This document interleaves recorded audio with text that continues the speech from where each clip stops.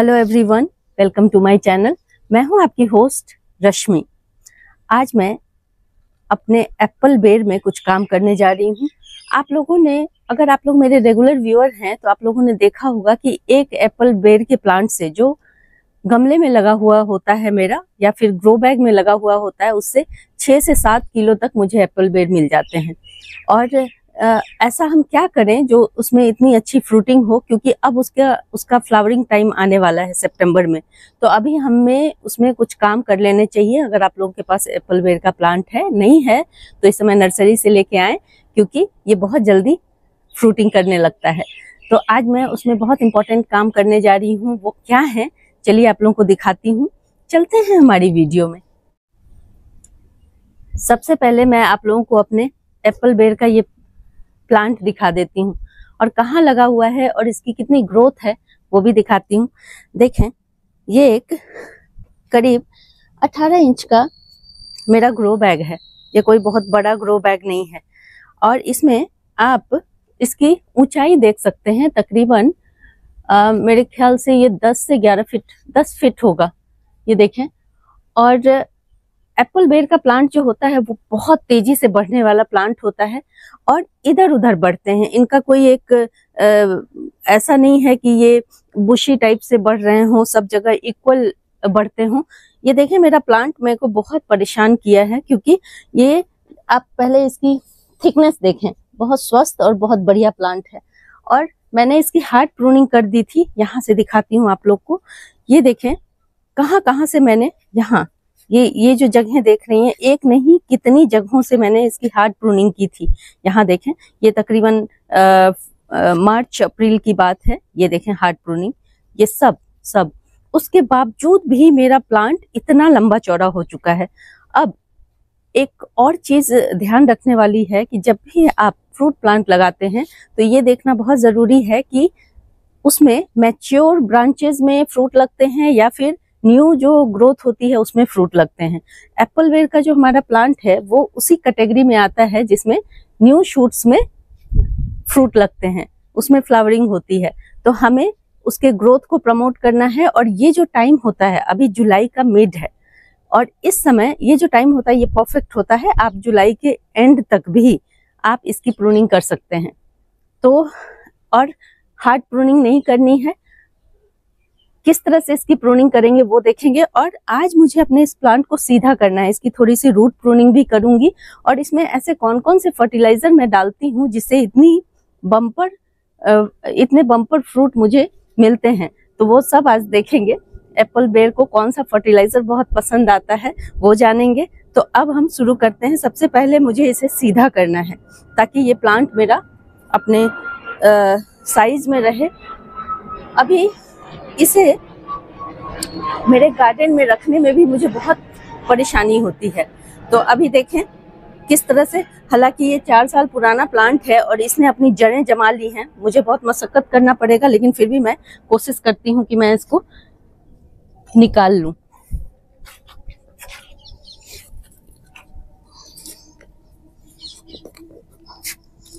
मुझे ऐसा फील हो रहा है कि इसकी रूट, जैसे ये जब हम खुरपी इस तरह से चलाते हैं तो उसमें हमें पता चलता है कि कितना रूट बाउंड है।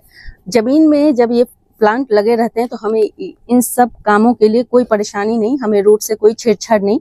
लेकिन जब ये लिमिटेड एरिया में होते हैं तो हमें तकरीबन हर 3 से 4 साल में हर फ्रूट वाले प्लांट की रीपॉटिंग करनी पड़ती है, रूट प्रून करने पड़ते हैं। अदरवाइज वो, आप चाहे कितना भी खाद दे दें, उसमें फ्रूटिंग नहीं होगी।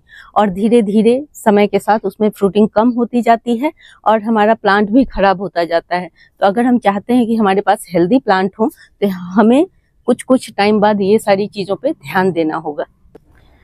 देखें, पिछले करीब 20 मिनट से इसमें मेहनत किया जा रहा है, मेहनत की हूँ। और ये देखें, अब ये निकल गया है बहुत मशक्कत के बाद। ये 4 साल का पुराना मेरा प्लांट है। इस रूट बॉल को थोड़ा छोटा करना है हमें, बहुत ज्यादा नहीं करना है। अगर आपका प्लांट 2 साल का है तो ये प्रक्रिया ना करें जब तक कि वो रूट बाउंड ना हो जाए। और आप प्रूनिंग इसकी हर साल करेंगे। और देखें, इसमें थोड़ा सा, और कितनी, और इसकी जड़ें देखें बहुत स्वस्थ, और मेरा प्लांट बहुत अच्छा है। जब इसमें इस तरह से व्हाइट व्हाइट दिखते हैं, इसका मतलब है कि इसमें कहीं भी सड़न नहीं है। इस तरह से भी कभी कभी रूट को हमें चेक करते रहना चाहिए, क्योंकि बहुत सारे निमाटोड की प्रॉब्लम या बहुत सारे फंगस की बीमारी हमें पता नहीं चलता, हम इसकी केयर करते रहते हैं ऊपर ऊपर से, हमें पता नहीं चलता। तो बीच बीच में आपको इस तरह से रूट को ओपन करना बहुत जरूरी होता है। अब मैं इसकी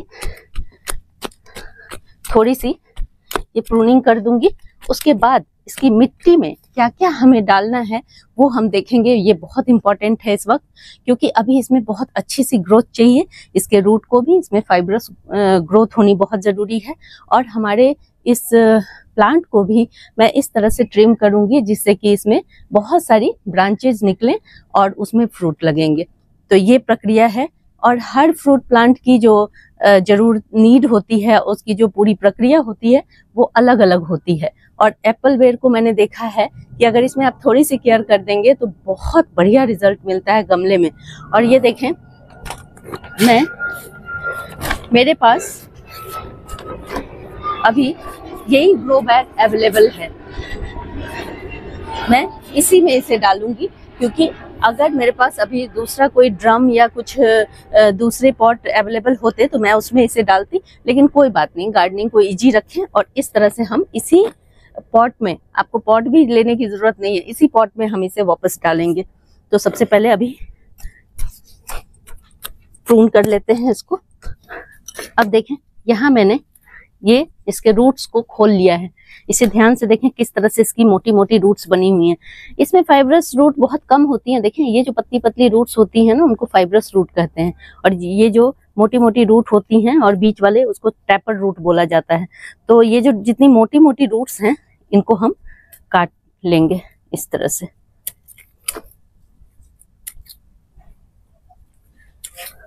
आप देख सकते हैं मैंने रूट बॉल को इतनी सारी मिट्टी निकाल के कितना बड़ा कर दिया है। साइज देखें इसका, कम से कम ये 1/4 हिस्सा रह गया है अब, और मैंने इसकी बहुत अच्छे से प्रूनिंग कर दी है। अब जो हमें इसमें मिट्टी तैयार करनी, देखिए पसीने से मेरी हालत खराब हो गई है इस वक्त। गार्डनिंग करना बहुत मेहनत का काम होता है, और आप लोग अगर रेगुलर बेसिस पे इसे करते हैं तो आप ऐसे ही स्वस्थ रहेंगे, आपको कहीं जाने की जरूरत नहीं है। और अब देखें, इसी ग्रो बैग में सबसे पहले मैं इसकी मिट्टी प्रिपेयर करके क्या क्या खाद में डाल रही हूँ वो आप लोग को दिखा देती हूँ। अब देखें, ये जो रूट आप लोग को पहले दिखा देती हूँ, ये जो रूट है, ये इतनी सारी रूट मैंने प्रून कर ली हैं इसकी। यहाँ देखें, ये इतनी सारी रूट प्रून की हैं, और यहाँ पे मिट्टी वही यूज करेंगे, थोड़ा सा इसे रिन्यू कर देंगे ताकि हमारी ग्रोथ बहुत अच्छे से हो और प्लांट को सारे जो न्यूट्रिएंट हैं वो मिल जाए। तो यहाँ अभी चूंकि बरसात का सीजन है, हमारे यहाँ आज धूप उगी हुई है, तो इस समय आप वर्मी कंपोस्ट डालें अपने गार्डन में, क्योंकि काउडंग में कभी कभी ऐसा होता है कि उसमें फंगस लगने के चांस हो जाते हैं। और यहाँ पे या देखें,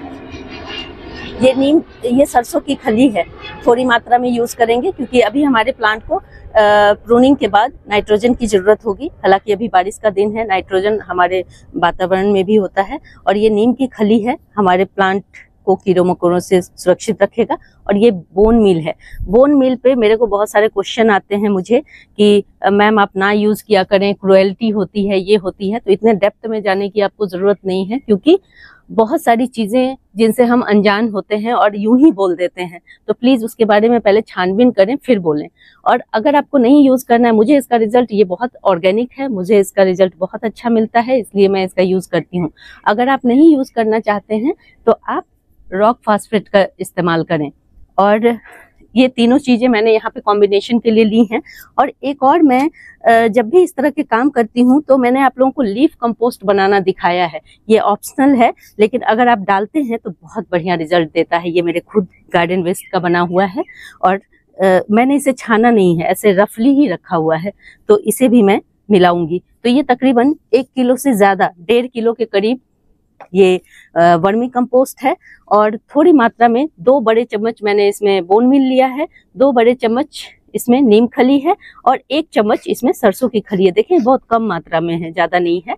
और थोड़ी सी ये अंदाजे से मैंने इसमें ये लीफ कंपोस्ट लिया है, क्योंकि ये लीफ कंपोस्ट टोटली सेफ है और ये वर्मी कंपोस्ट, इससे आपके प्लांट में कोई नुकसान नहीं होगा। ये जो 3-4 चीजें हैं ये बिल्कुल जैविक हैं, ऑर्गेनिक हैं। इनिशियल स्टेज में मैं यही डालूंगी और 1 महीने के बाद जब इसमें ग्रोथ शुरू हो जाएगी, जब फ्लावरिंग का टाइम आने लगेगा, उस समय मैं कुछ इसमें फर्टिलाइजर डालूंगी। आप लोग मेरे साथ कनेक्टेड रहेंगे और फिर उसका रिजल्ट मैं दिखाऊंगी कि कितना बढ़िया फ्रूटिंग होता है। तो अब बस इसे मिला लेना है इसमें।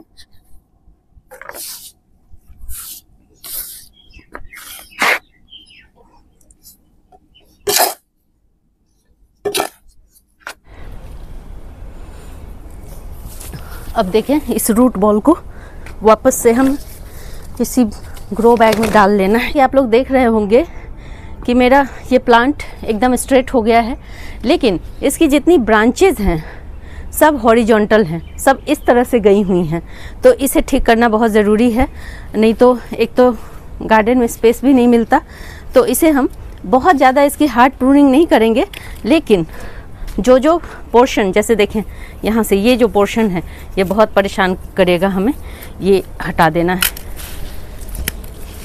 देखिए कितना हेल्दी और कितना बढ़िया ये ब्रांच था, इसे मैंने हटा दिया है।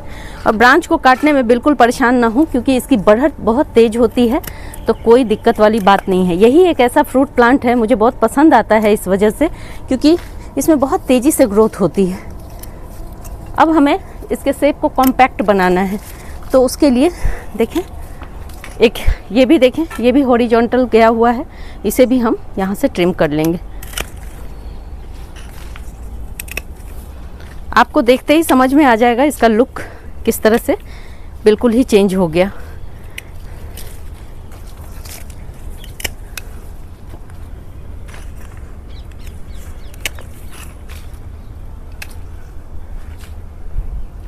बस हार्ड प्रूनिंग करने का मतलब होता है कि मैंने यहाँ से इसे काट दिया, मतलब मेन जो इसका ट्रंक है उसे अगर आप काट दीजिए 1.5 फीट ऊपर से, ज़मीन में इसके साथ ऐसा ही किया जाता है, 1.5 फीट छोड़ करके अब पूरे ब्रांचेस को कट कर दिया जाता है।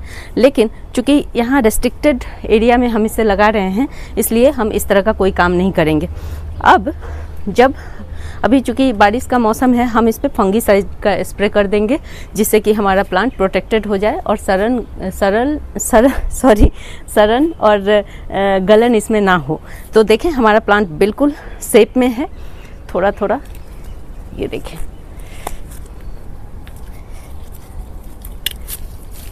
जहाँ जहाँ मुझे लग रहा है कि थोड़ा सा, ये देखिए बस अब ये बिल्कुल ही कॉम्पैक्ट हो गया। और जो हमने इसमें प्रोसीजर किया है उससे बहुत तेज़ी से अच्छी ग्रोथ होगी। और ग्रोथ चारों तरफ, हमें चारों तरफ ग्रोथ को फैलाना है, ये ना कि एक ही तरफ बढ़ते जाएं।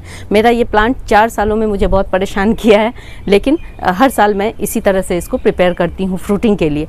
जब फ्रूटिंग होगी, और इसकी प्रीवियस क्लिप भी मैं डाल दूँगी कि किस तरह से मैंने इसमें से फ्रूटिंग ली है, ताकि आप लोगों को यकीन हो कि ये जो प्रोसीजर है वो बिल्कुल सही है।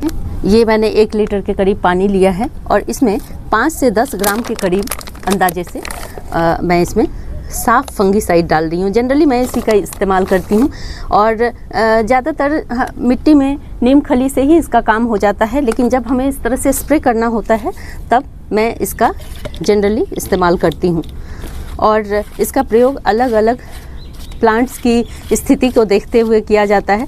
कभी इस पर भी वीडियो बनाऊंगी, बहुत अच्छी चीज़ है। आप सप्ताह में 2 बार अभी लगातार मैं इस पर स्प्रे करूंगी, ताकि क्योंकि बारिश आ जाती है कभी भी, तो उससे ये धुल भी जाते हैं, इसलिए 2-3 बार लगातार इसमें स्प्रे कर दे, बस इसका काम हो गया। अगर आप लोगों को मेरी ये वीडियो पसंद आती है तो प्लीज़ इसे लाइक, शेयर एंड सब्सक्राइब करना ना भूलें। बेल बटन को जरूर दबाएं। Live nature, love nature. Thank you.